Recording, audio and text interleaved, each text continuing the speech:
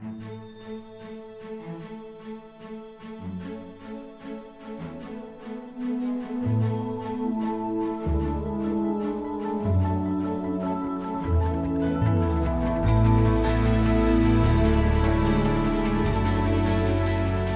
acknowledge our university and community supporters, the University of Iowa's International Programs and the University of Iowa's Honors Program.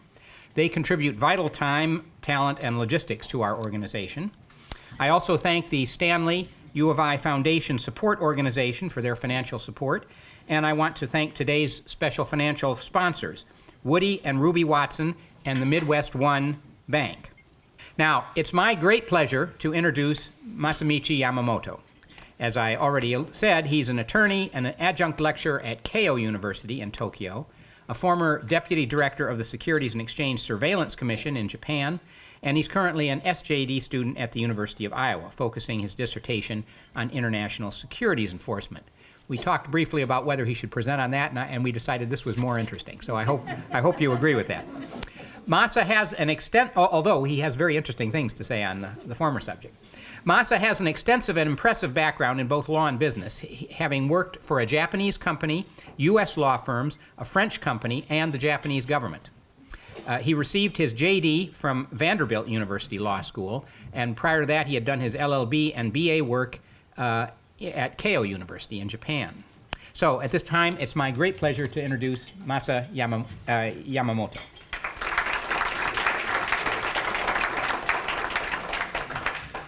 Hi, everyone. Let me start with simple questions here. Which of the following is Bushido? A. Ceremonial preparation and presentation of matcha, powdered green tea. Or B. The art of sword fighting, created to preserve the traditions of samurai. Or C. Don't answer yet. C. Unwritten code or moral principles of samurai. Or D. Japanese wrestling to throw each other to the ground. This might be a little bit easy question for you. That's right, answer is C. A. Ceremonial preparation and presentation of matcha. It is sado, as you see in the picture on the left. And B. The art of sword fighting, created to preserve the traditions of samurai. It is kendo, as you can see in the picture in the middle. Then C, this is the correct answer. Bushido is unwritten code or moral principles of samurai. Then D, Japanese wrestling to throw each other to the ground. As you know, this is judo. As you may see, they all use the term do. Do has special meaning in Japanese. Do means a way of doing something. Sado, sa means tea. So sado means a way of serving tea. Kendo, ken means sword in Japanese. So kendo means a way of treating sword. Here's a brief summary of my presentation today. Bushido, as you expect. Bushi means samurai or warrior. And do means, as I said, a way of doing. So Bushido means way of the warrior. Bushido is an unwritten code or moral principles that the warriors, samurai or bushi, same thing, were required or instructed to observe. Although there are no more samurai today, so if you come to Japan, please don't expect to see samurai or ninja. They don't exist anymore. They are like me. However, Bushido is deeply rooted in modern Japanese people in both positive and negative ways. Here's a quick overview of my presentation today. There are two parts. In first part, I'm going to explain what Bushido is. I'm going to start what Bushi is at all for people who don't know anything about Bushi or samurai.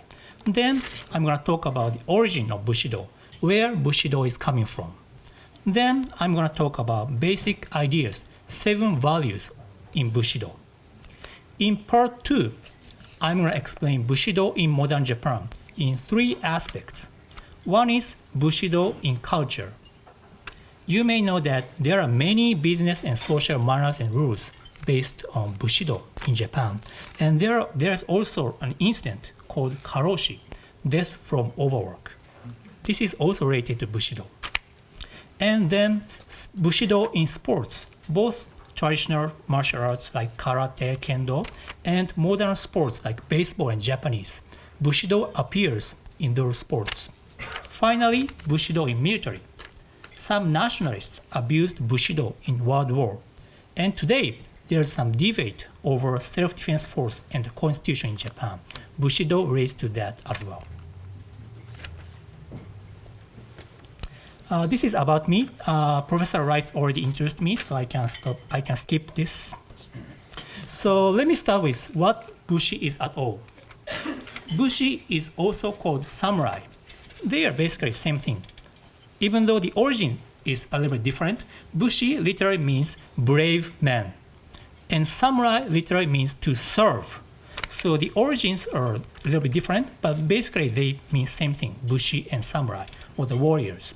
And they ruled Japan between 1200 to 1800. So long time, 600 years. And you may already know Bushi or samurai because they are featured in many US movies, like Last Samurai, starred by Tom Cruise, or Kill Bill. So samurai is very famous in the United States as well. And during those days, between 1200s to 1800s, there were 4 social ranks, as you can see in this diagram. The highest people are samurai. They have the highest status in society. Then farmer comes, artisans, merchants. You may wonder why farmers are coming next to samurai. Because farmers produce necessities for human life. That's why they came second. But what I want to say here is that samurai have the highest position in the society. So they are expected to follow certain rules, and they are well educated, and they should know a lot of things.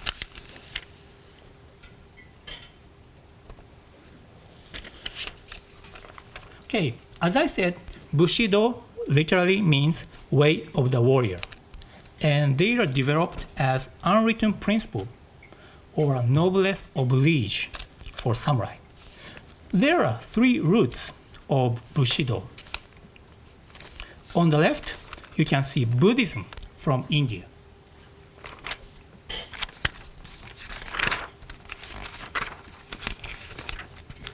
Buddhism taught Zen, or how to reach the absolute by meditation. Buddhism furnished a sense of calm trust in fate and quiet submission to the inevitable. Next, in the middle, you can see Shintoism. It's a traditional Japanese religion, and they teach patriotism and loyalty to the country. They believe that country is a sacred place for the gods, and they worship the imperial family as the representative of the nation and heaven. And to the right, you can see Confucius and Mencius from China. They are 2 famous theorists and scholars in ancient China. They taught many valuable things, but one of them is to know and to act are one and the same. So there are 3 roots of Bushido: Buddhism from India, Shintoism from Japan, and Confucius and Mencius from China. And those 3 merged together as Bushido, as unwritten code. Actually, when Bushi existed, they didn't use the term Bushido. The term Bushido itself was invented only recently and became famous in early 1900s by that guy called Inazo Nitobe. It's a little bit small, but you can see the picture on the top. It's a 5,000 Japanese yen bill, and he appeared there, so he's a very famous person. He's a scholar, but he later became a UN, United Nations Deputy Secretary General.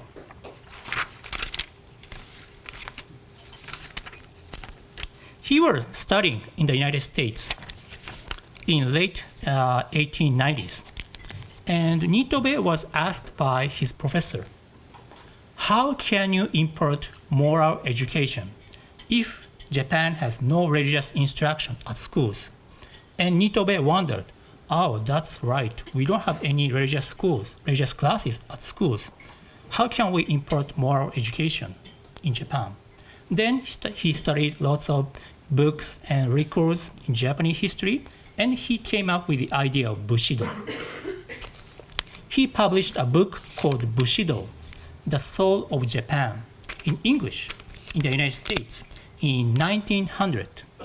And he explained Japanese morality and characteristics are coming from Bushido. At that time, in early 1900s, Japan had been becoming one of the powerful countries. So many people interested in Japan, why they became so powerful. And that book became one of the bestsellers. And then President Theodore Roosevelt bought this book, and he said that he finally understood the character of Japanese by reading this book. And he actually bought 30 copies and distributed to his friends and colleagues so that they can understand Japanese. Now, about Bushido. Nitobe explained that there are 7 important values in Bushido. First 2, justice and courage. They are fundamentals of samurai. Middle 3, benevolence, respect, sincerity. They are related to relationship with others. Finally, honor and loyalty. They are like things to put their lives on for samurai. Let me explain each aspect one by one. Justice. For samurai, justice is like a human frame or bones. So without bones, the head cannot rest on the body. So for samurai, justice is like a fundamental. Then courage. Courage means to do what is right. And one samurai said, knowing what is right and not doing it is a lack of courage.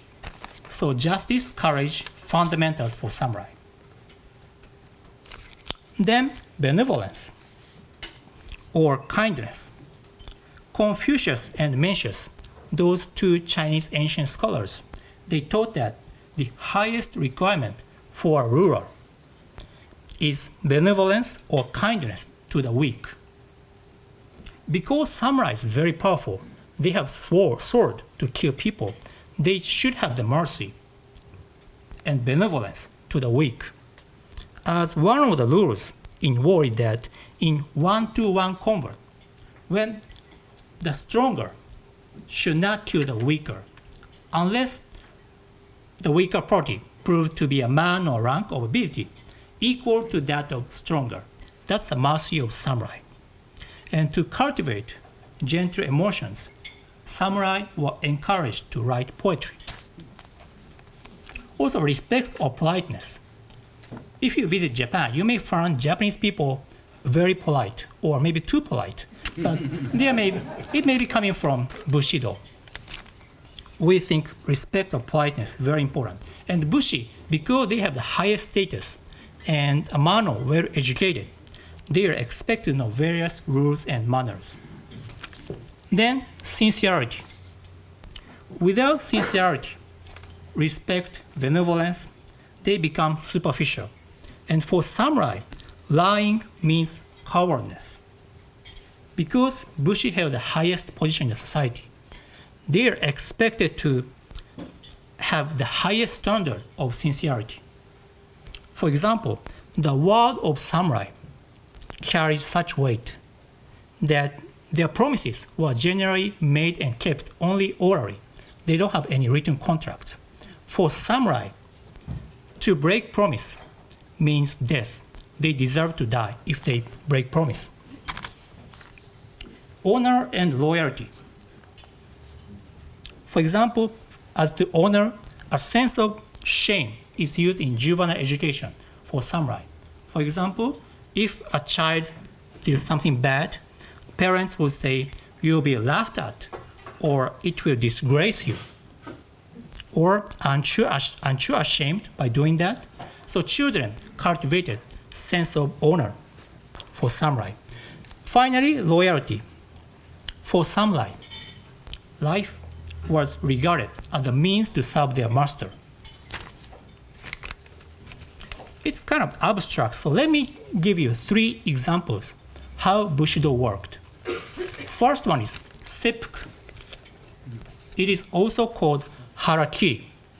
Literally means to cut the belly. It is a ritual suicide done by voluntarily or involuntarily. What do I mean by voluntary? If Bushi feels that he lost his honor or he's about to lose it, he could regain his honor by committing seppuku and showing that he doesn't fear death. As I said, for Bushi, loyalty to one's role, personal honor, and bravery and skills in battle. No fear of death, they are all important values. So they committed this ritual suicide to show that they don't fear the death. And they also do it involuntarily.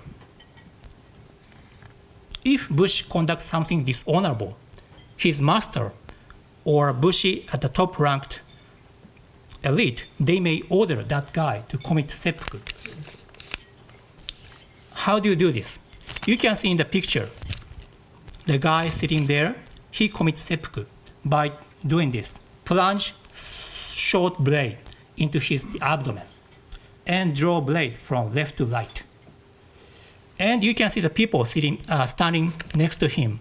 It is called kaishakunin, or helper. And he cut off the guy's head as courtesy, and so that he wouldn't feel long-term pain. You may think that seppuku is a very old thing, but some type of seppuku appears today as well.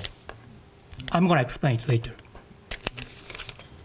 Next, the famous story, Shushingura.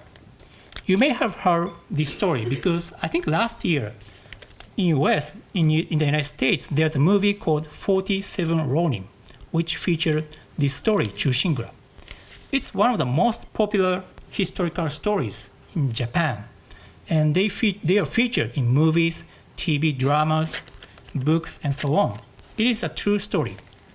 In early 1700s, there was a high-ranked samurai called Asano. But he was insulted in front of public by higher-ranked samurai called Kira. And Asano got angry and he drew his sword to Kira. But he was not allowed to do that in public. So Asano was sentenced to seppuku because he did something dishonorable. And his lands were confiscated. But Kira, because Kira was very high-ranked, he wasn't punished. And Asano's 47 subordinates lost their jobs, becoming ronin. Ronin means samurai without job or masters. But 2 years later, those 47 killed Kira, laid his head at Asano's grave, and finally turned themselves into authorities. Why did they do this?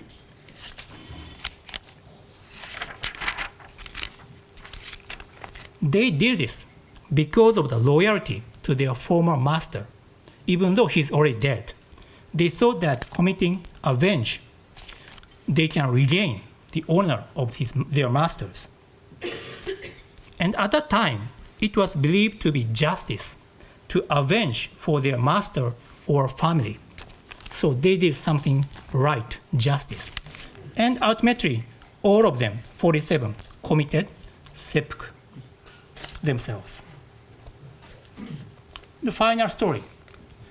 It is about Japanese proverb saying, sending salt to your enemy.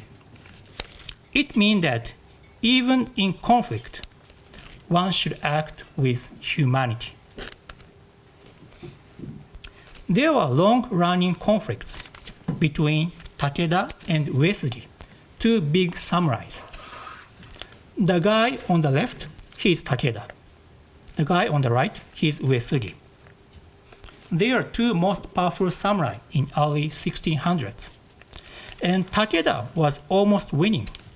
But due to severe famine, Uesiri lost the whole inventory of salt, so he was almost dying.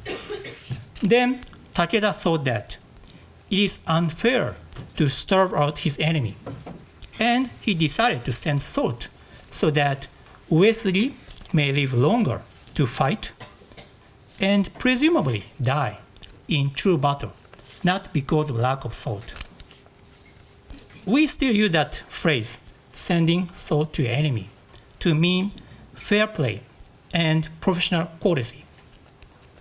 If you are interested in soccer, you may see that when a person is injured, the opposing team will kick out the ball so that injured person can get injured time off.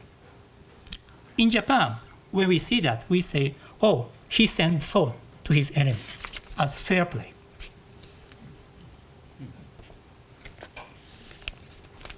Before turning into part 2, as I said, there's no samurai in Japan today, but Bushido still lives in the heart of every Japanese. Actually, the era of samurai is said to be died in late 1800, when Commodore Matthew Perry of the United States Navy came to Japan to get the door open to international trade.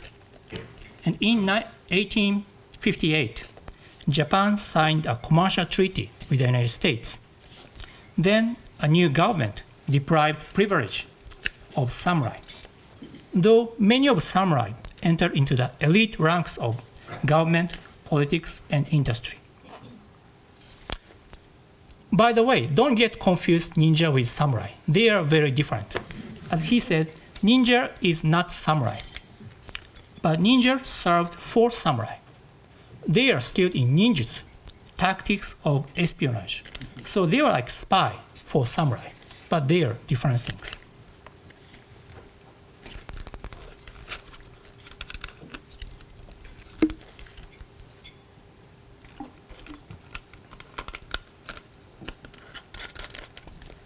Okay, in part 2, I'm going to talk about Bushido in modern Japan. There's a term called corporate Bushido. In late 1900s, Japan grew into a major economic power. Their corporation encouraged extreme hard work, loyalty to the company or team members, and devotion to quality and precision. They used the term corporate Bushido, or maybe they abused Bushido so that they can get the maximum amount of work from employees. At that time, there's a famous TV commercial for that product, energy drink called Regain. And the catchphrase for that energy drink is like this: can you fight for 24 hours? Meaning that, can you work for 24 hours? If not, you should drink this energy drink. That was a catchphrase. And at that time, many people worked very long hours. And there are incidents called karoshi, death from overwork. You may recall that samurai committed seppuku. But today, some corporate employees, they committed something like seppuku by working to death. And they showed the loyalty to the company. It happened a lot in maybe 1980s. But today, Japanese economy got stagnant a little bit, and many people changed their working style. Many people do not work long hours, and they found values outside of work, like family or hobbies. And actually, that energy drink, Regain, they'll sell now as well. But they changed their catchphrase. It used to be, can you fight for 24 hours? What do they say now? They say, can you fight for 3 or 4 hours? So people changed.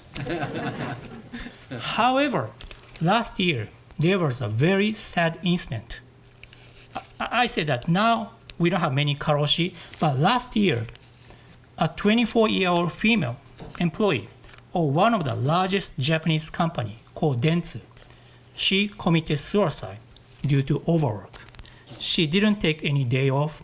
She worked for very long hours. And this company, Dentsu, is very big company, but they are also notorious for long work hours. And they have very strict corporate policy. It is called Devil's 10 Principles. And one of them says, once you have started solving an issue, never stop. Even if you are killed, don't stop until you achieve your goal. They have that policy. And the lady maybe just followed that policy. She thought that it's a shame to say no to her boss, and she committed suicide. It's a very sad story. But this story got nationwide attention. And now the Congress is contemplating to set a strict limit on working hours. So it's now changing. This may be a good aspect, but there are many business rules in Japan, probably based on Bushido. For example, business cards are must in doing business in Japan. At the beginning of the meeting, you will present your card holding with both hands like this, and to the most senior member first, bowing slightly as you do, and you continue down to the corporate ladder. And when you accept cards, you should accept cards with respect, using both hands, like the picture on the top.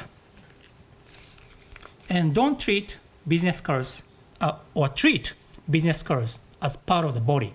So never write notes or play with it. Leaving cards after the meeting is kind of slap in the face for Japanese people. Business suit.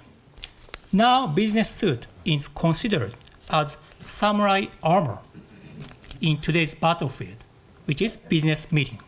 That's why I wear suit today. But I don't wear a suit to school. I'm sorry, Professor writes. Okay, next, traditional arts. Bushi popularized sado, tea ceremony, way of serving tea, and kado or ikebana. Ka means flower, so kado is a way of displaying flower arrangement, which are still popular today.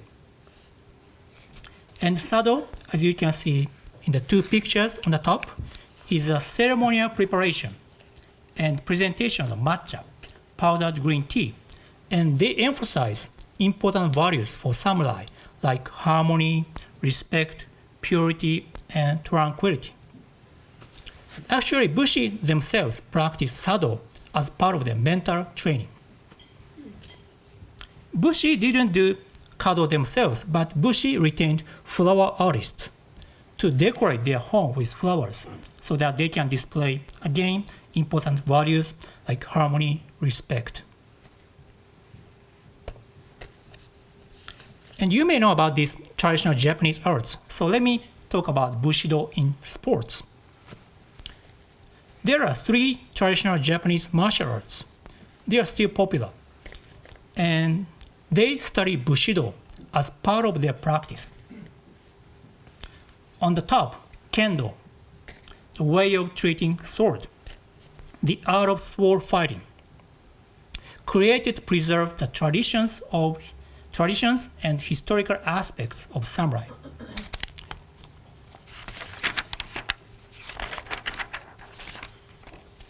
There are some rules in kendo which are rooted in Bushido. For example, you cannot do victory pose like this in kendo because it means a lack of respect to other player, so it is prohibited. Also, in kendo, you cannot hit the other player from back because it is considered unfair. And judo, you may have seen judo in the Olympics. Judo is to throw or wrestle each other to the ground. And actually it is mandatory for high school students. And they believe that it will help students in growing mentally and physically. So I learned judo myself, although I don't like it very much.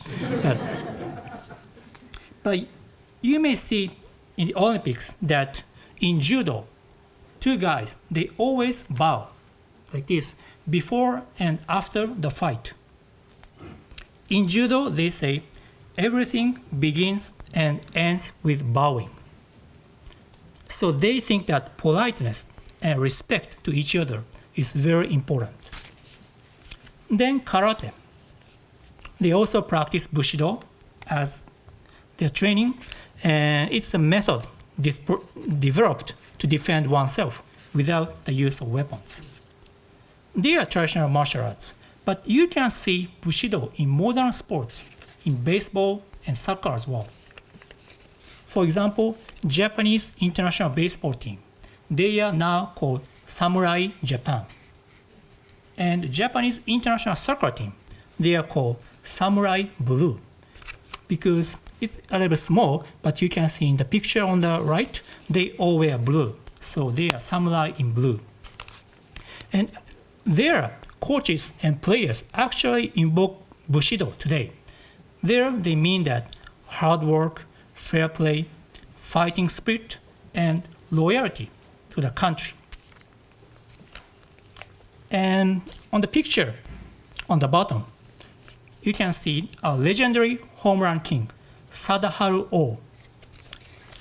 He's now, I think, in 80s, but he's a legendary. And he broke a home run record held by Hank Aaron and Babe Ruth. But he actually, I'm not sure you can see that, but actually he practiced with samurai sword instead of bat, so that he can concentrate on his swing. Today, we have Ichiro Suzuki, a former Seattle Mariners player. I think he now plays at Florida Marlins, but he's also called samurai because of his hard work. And when you see Ichiro to bat, he used his bat like sword. Maybe you see like this. So he's called today's samurai in baseball.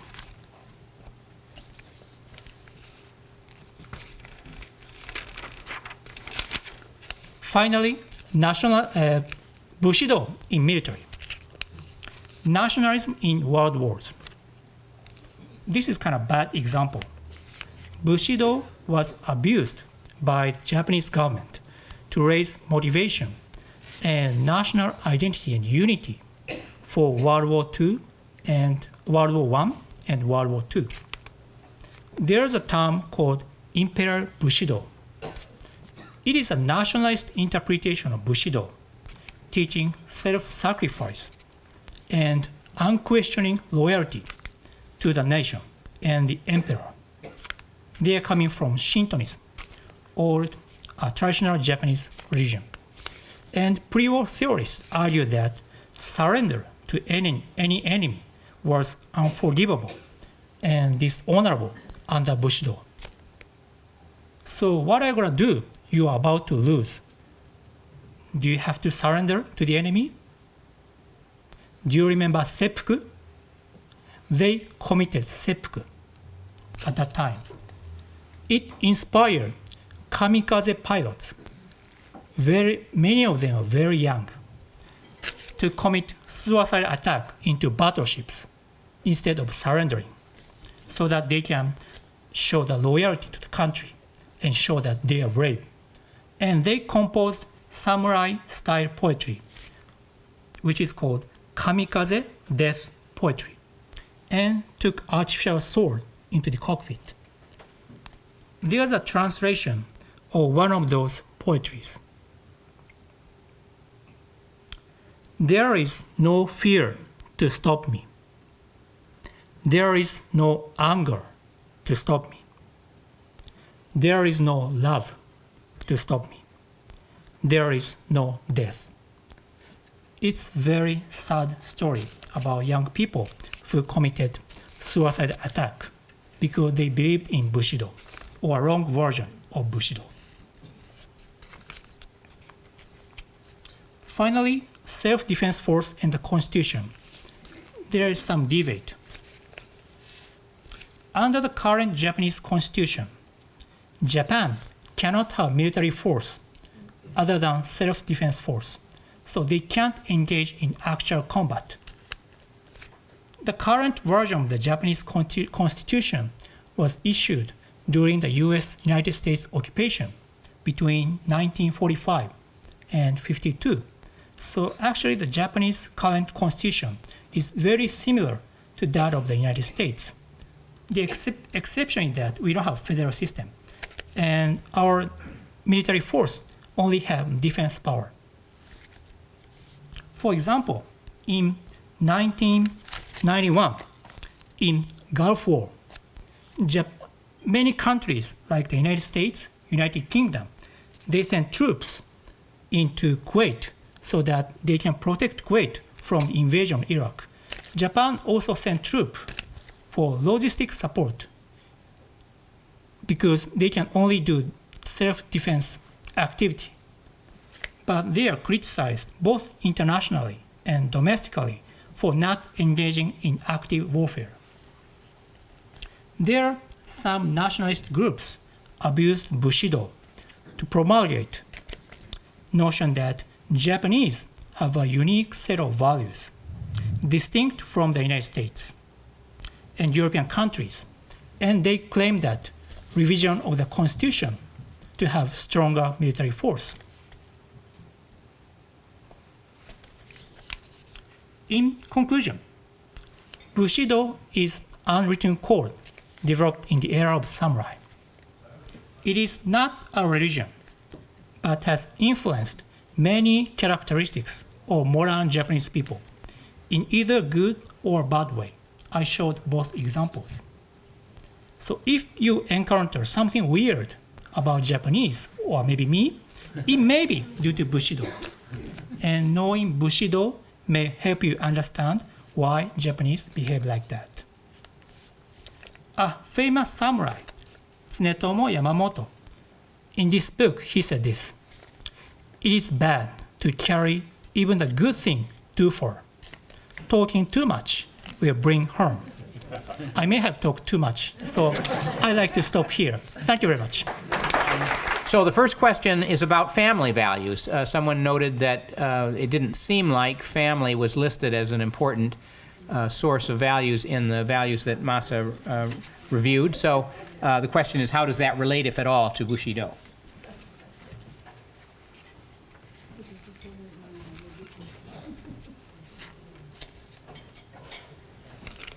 Okay, there are some questions about families and women in Bushido, and they are very good questions and very difficult to answer. But I would say, for example, family, women and children, they think that, they may feel sad if their husband or father commits seppuku, but they think that it's kind of honorable thing.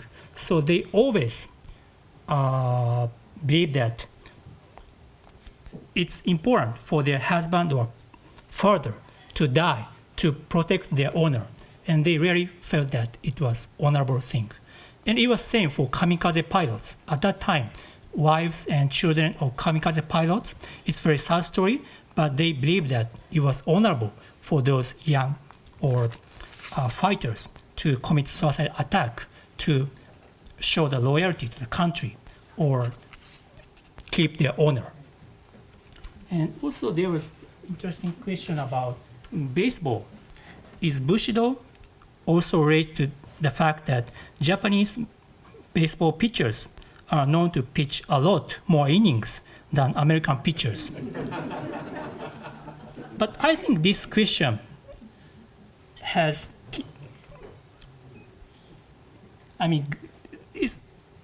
talks about a good point.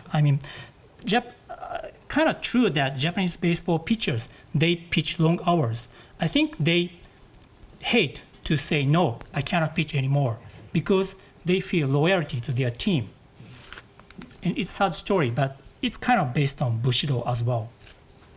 Here, let me ask it. One person asks whether companies' reputations, now that you talked about karoshi and how that people were unhappy that was a characteristic in Japan. Is it true now that companies' reputations are damaged if their employees complain that they're being worked too hard? That's correct. Okay. in 1980s or 1990s, they were encouraged to long hours, and company didn't care at all. But now, company will be damaged if, like Dentsu, they are publicized very badly.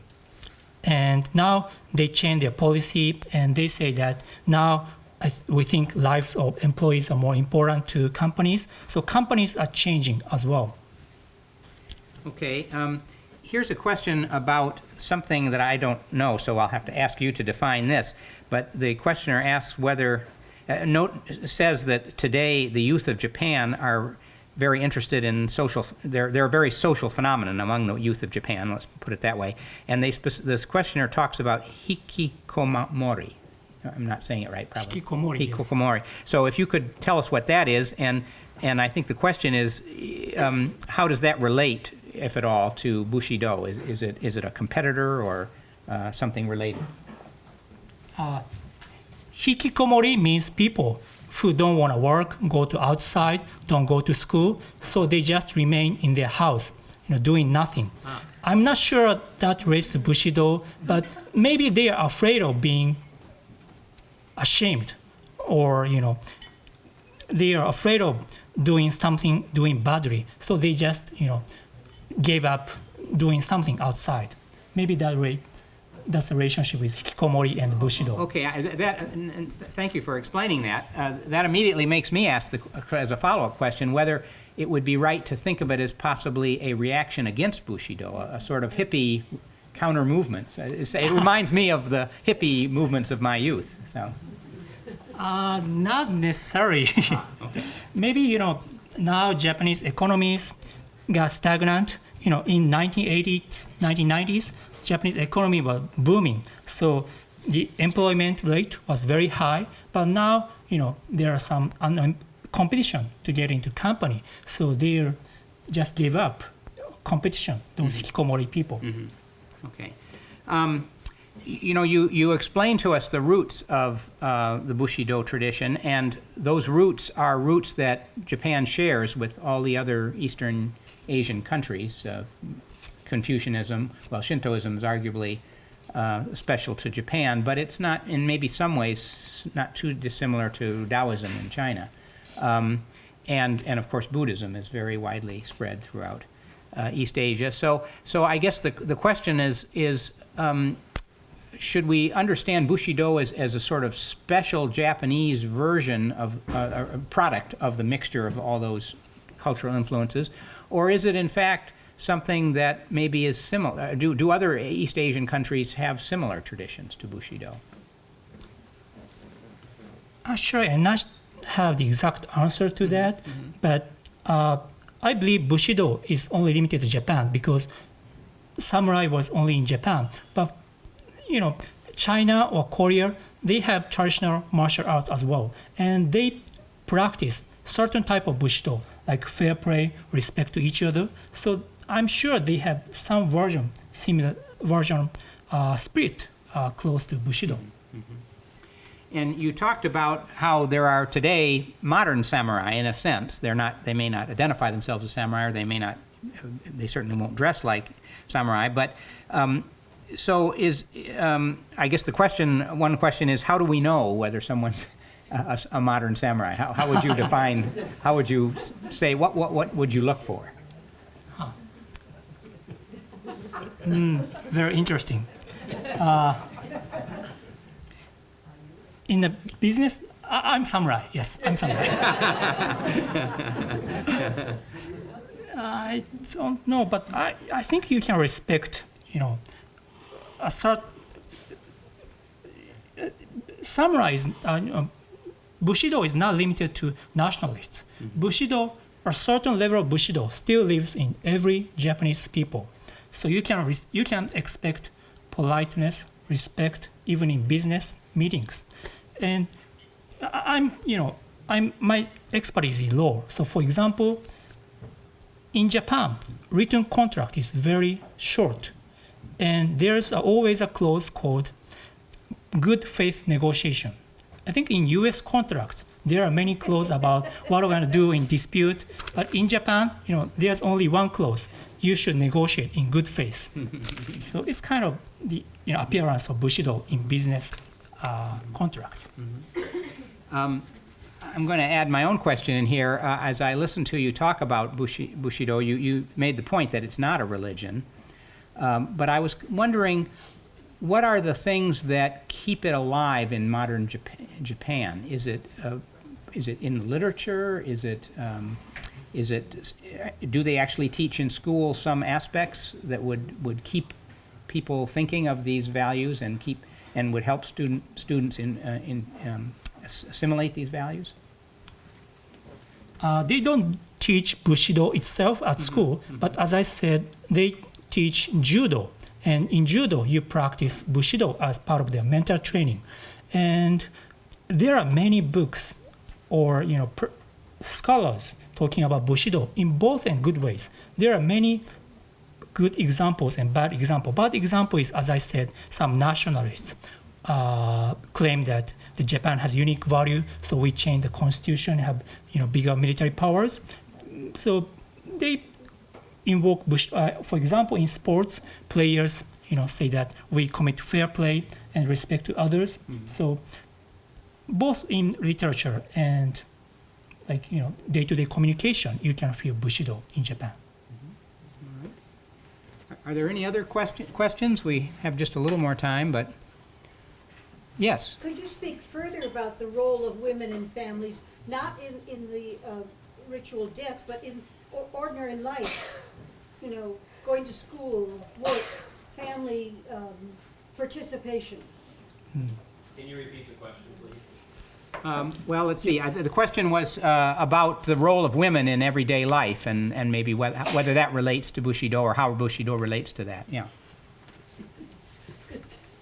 Yeah, I would say in samurai days, I'm sorry to say that, but women have the lower social status than men, and they are supposed to support samurai to fight bravely. And children, they are educated. For example, they have to know to be ashamed of doing something bad. So children, they are taught Bushido when they are very young. And as I said, the status of women itself are not high, but they are expected to keep their husband, follow the Bushido. Okay, yes. So, as variant or follow-up on that last question, how Bushido plays out in everyday life in the relations between men and women. I mean, Okay. there's honor and respect. So the question is, to what extent is the modern Japanese conception of relations between men and women influenced by the Bushido tradition, or does it have anything to say about relation between men and women?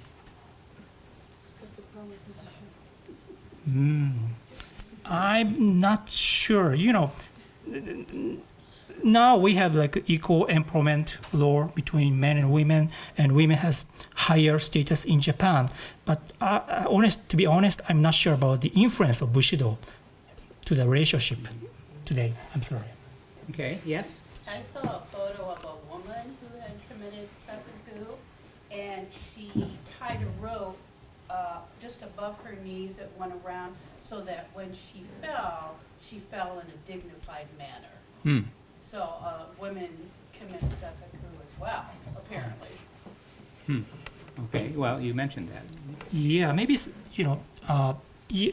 it today's news? It was an old Yeah. photo. Yeah, I guess some women committed seppuku as well to keep their dignity. Yeah, as you said, right. Okay, we have time for one or I more. wrote a question that hasn't been read out, but my question was, today in Japan, 1 in 6 children doesn't have enough to eat. And what does that have to do with harmony, respect, purity, and tranquility? No? Repeat the question. Okay, so the questioner says that 1 in 6 children in Japan don't have enough to eat. I'm wondering where you got that figure, but in any event, we'll let our speaker comment on that. And how does that relate to Bushido values? I'm not sure about that data is true, but I don't think children are starved in Japan, because in Japan the social welfare is very well developed, and maybe it's becoming from the respect for the weak or benevolence to the weak, coming from Bushido. Question over there? Are there cases of battered women in Japan? Okay, the question is about whether there are battered women in Japan. Is that a problem that Japan deals with? The question of violence against women. Yeah, right. Yeah, there's some instance there, and many people that kind of act is against Bushido, because Bushi or men, if they are powerful, they should have mercy to the weaker. Okay. Well, I think we're pretty much at the time where we're going to have to stop, so I think I better bring this to a close. I'd like you to help me give a great round of applause to Masa.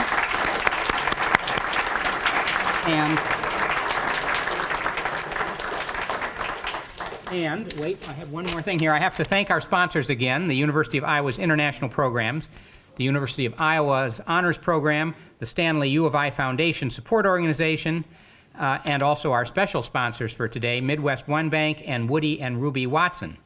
We also thank Channel 4 for making our programs available to the viewing audiences. And finally, Masa, as a small token of our appreciation, I assume this is right here, I give you the much coveted, that's in the script, the much coveted Iowa City Foreign Relations Council mug.